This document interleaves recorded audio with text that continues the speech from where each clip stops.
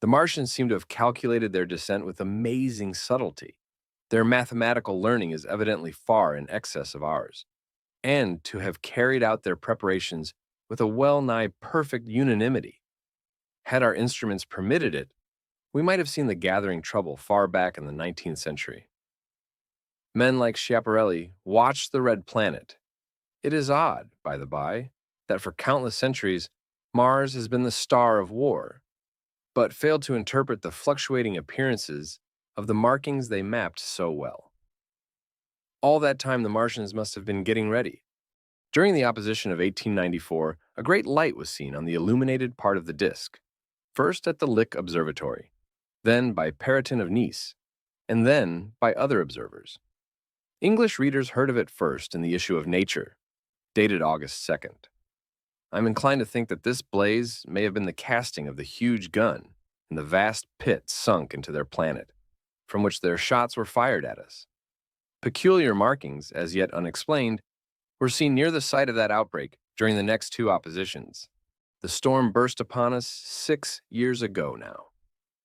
As Mars approached opposition, Lavelle of Java set the wires of the astronomical exchange palpitating with the amazing intelligence of a huge outbreak of incandescent gas upon the planet. It had occurred towards midnight of the 12th, and the spectroscope, to which he had at once resorted, indicated a mass of flaming gas, chiefly hydrogen, moving with an enormous velocity towards this Earth.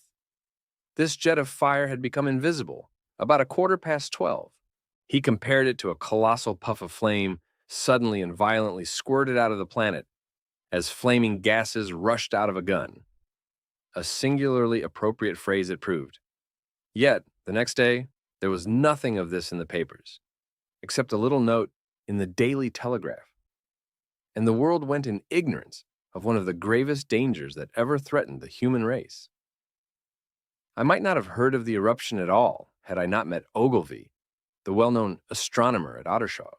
He was immensely excited at the news, and in the excess of his feelings, invited me up to take a turn with him that night in a scrutiny of the red planet. In spite of all that has happened since, I still remember that vigil very distinctly.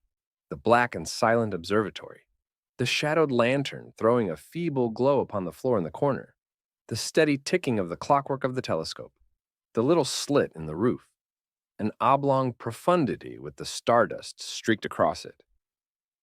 Ogilvy moved about, invisible but audible. Looking through the telescope, one saw a circle of deep blue and the little round planets swimming in the field. It seemed such a little thing, so bright and small and still, faintly marked with transverse stripes, and slightly flattened from the perfect round.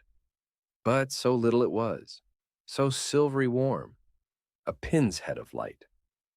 It was as if it quivered, but really this was the telescope vibrating with the activity of the clockwork that kept the planet in view.